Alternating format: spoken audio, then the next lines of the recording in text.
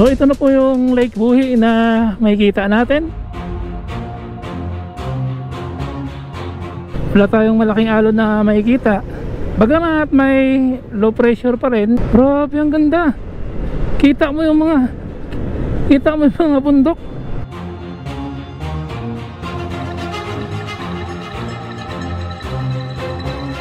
Itong gito kagandang mga scenery talaga, pampawala ng stress.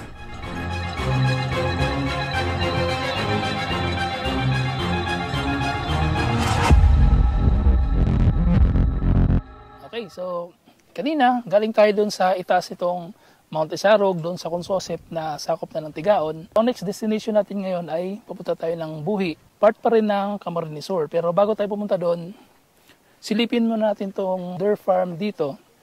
So itong lugar na to, mga highway, ay sakop to ng Ocampo, Santa Cruz, Ocampo. So pasok tayo dito sa entrance nila. So yung mga bisitang pupunta dito, hanggang dito lang to dito sa gilid. Pero papasok ka pa rin dito sa gate. Wala naman silang entrance na hinihingi dito. So nasa sayo na lang, kumbaga parang donation. Donation lang yung kailangan nila dito. Nasa iyo kung magkano yung gusto mong ibigay. So yan yung mga deer. Yan, kita na natin. Sobrang ganda ng lugar dito. At ito pala yung pagkain nila. Lalapit na yan. Lalapit na yung deer. Ayan o. Nagsilapitan na sila. Yan, kain kayo. Walang hinihing entrance. So depende sa'yo kung magkano bibigay mo. Donation lang. Enjoy na enjoy sila sa kakain. No? Pupunta pa tayo ng Buhi ngayon.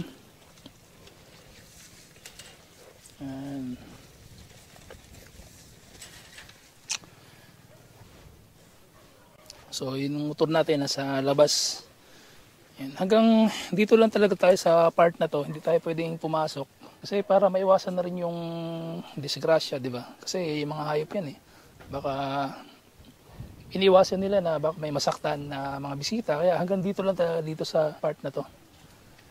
Yan. Uulitin ko, walang entrance dito ah. Walang entrance dito. So nasa inyo kung magkano yung gusto nyo ibigay. Tara, proceed na tayo sa next destination natin.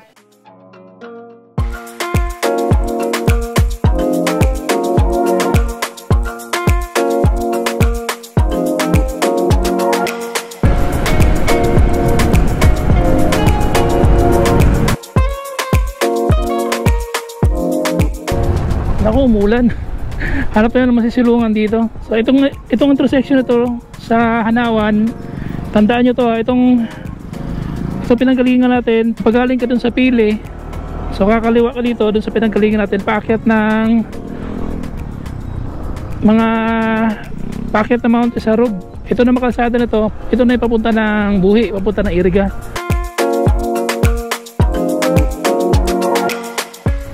Masilong po muna ako. Nauran.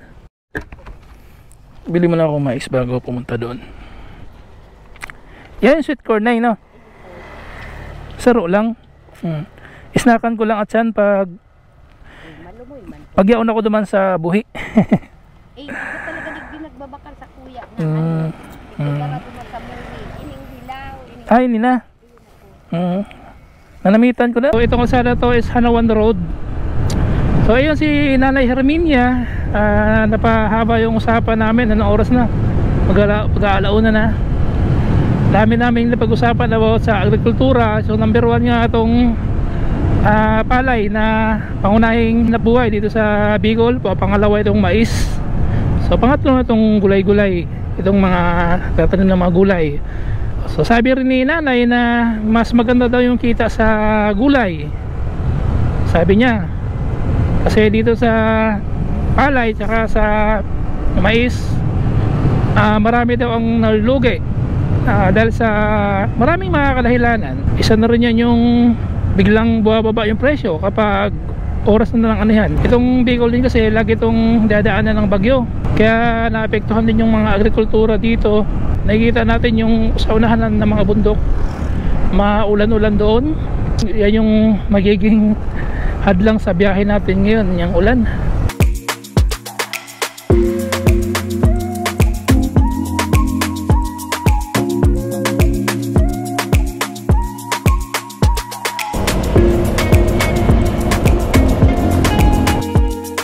So itong part na to ng Sagrada, elevated na to, ano, ibig sabihin papaakyat tayo ng bundok.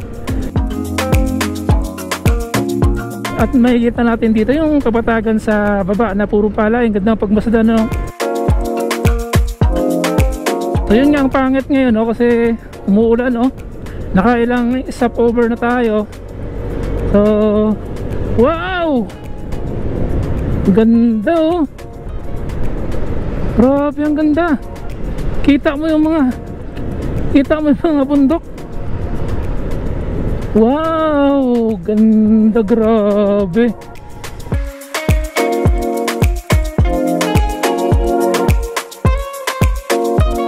Ang ganda ng bungad, no? 16 kilometers bago to makarating ng Iriga. So doon sa unahan merong intersection doon. Yung kaliwa papuntang Buhi, yung pakanan papuntang Iriga.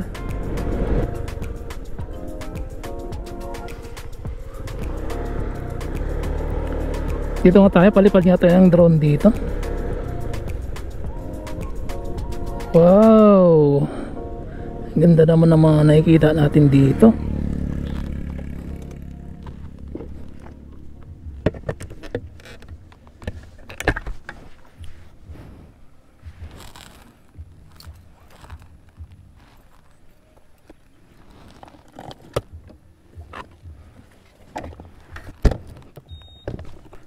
Tingnan natin dito. Grabe, ang ganda, oh.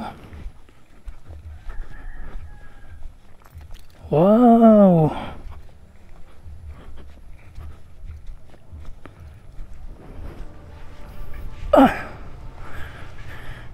Grabe, mga ka-highway.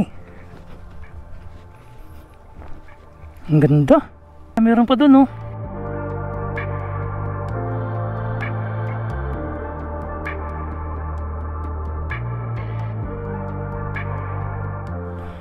Parang pareha siya dun sa Del Gallego, dun sa Tanawan Mountain Hills.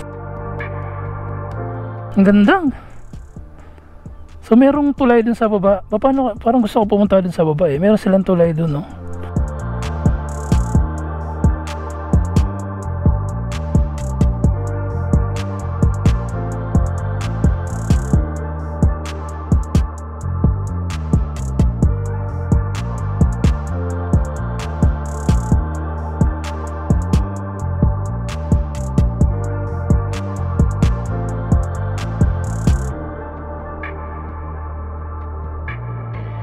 Itong gito kagandang mga scenery talaga, yung pampawala ng stress.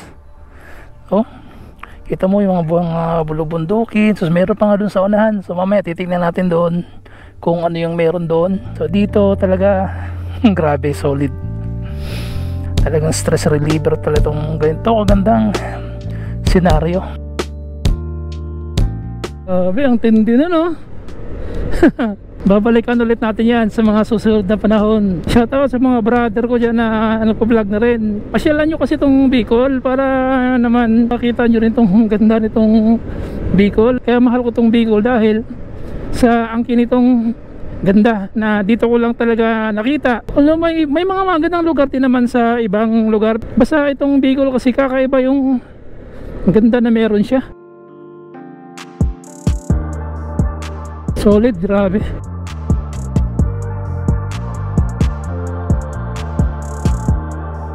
Yung itsura nito parang same sa same sa Bulacan Mayon, pero hindi yan Bulacan Mayon, Mount Asog yan. So ganda, grabe, ang lupit. Oh, saan mo hanapin yan? Dito lang yan sa Bicol. May ganyang kagandang senaryo makikita, oh. O, di ba? Palayan, tapos napakalaking bundok. O, hindi mo nakita yung dulo kasi tatakpan na siya ng mga ulap. Ganda. Sarap magtambay dito ng ilang oras.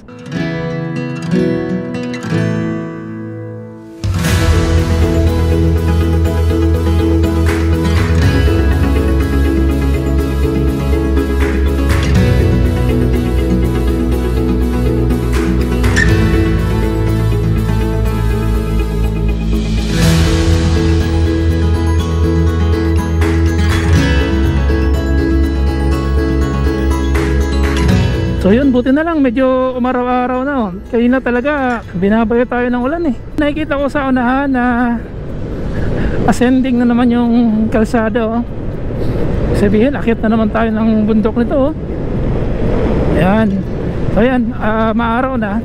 Medyo tuyo-tuyo na yung kalsada dito. Ito na. Dito na tayo sa intersection. Ito yung pakaliwa papuntang Buhi. Itong pakanan papuntang Iriga. So dito tayo sa kaliwa. Kasi sa Buhi talaga yung punta natin eh. Okay. Kita natin dito, nalaki ng mga bundok. Oh, ang ganda. So first time kong dumaan dito sa kalsada na to ngayon. Pag galing ka ng Naga City tapos pupunta ka ng Buhi, mas para sa akin mas prefer ko ditong dumaan kaysa dun sa kabila, yung dadaan ka pa ng Iriga. Mas okay para sa akin na dumaan dito. Itong kabila, mas ukal pa yung mga kabundukan kung mapapansin mo. Dito tayo ngayon sa Buhi. Yung lake naman, yung tubig payapa at wala tayong malaking alon na makikita. Bagamat may low pressure pa rin.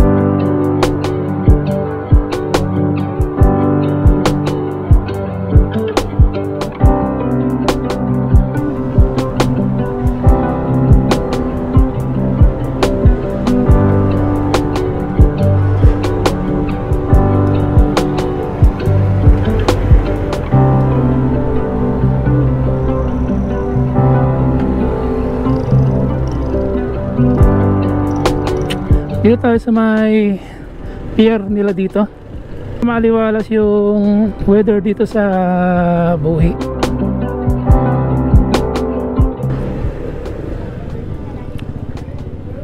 Ito yung palengke nila dito. Dito pala sa Buhi mga ka-highway. Dito ka makakabili ng nandito ang pinakamasarap na tilapia sa buong Camarines Sur. So yan, so ito yun, medyo makitid yung oh my baby, na-miss ko tuloy si baby ko, andun lang sa bahay. So salamat sa Diyos at normal naman yung normal naman yung lab test niya. Galing ako sa hospital kanina, kinuha ko yung laboratory sa kanya na request ng doktor niya. So awa ng Diyos, normal naman. So ayan.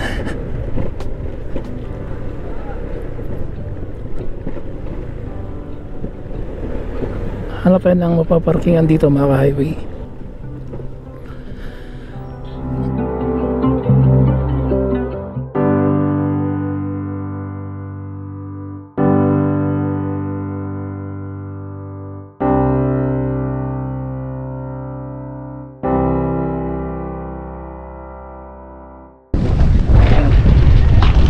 Makikita ninyo yan, yan yung sakayan na bangka pag papunta ka ng Barangay Iraya at Mansalaya. Yung mga barangay kasi na yun ay hindi yun accessible by road. Ang gagawin mo dun ay sasakay ka ng bangka para ka makapunta sa mga lugar na yun. Natapos na natin tong Camarines Sur. Moving forward naman tayo sa Masbate at Catanduanes at iba pang mga probinsya dito sa Bicol. So ayun, hanggang dito muna mga highway. Maraming salamat sa inyo lagi pagsuporta. Ingat kayo lagi. Kasama kayo sa aking bawat biyahe. Ingat!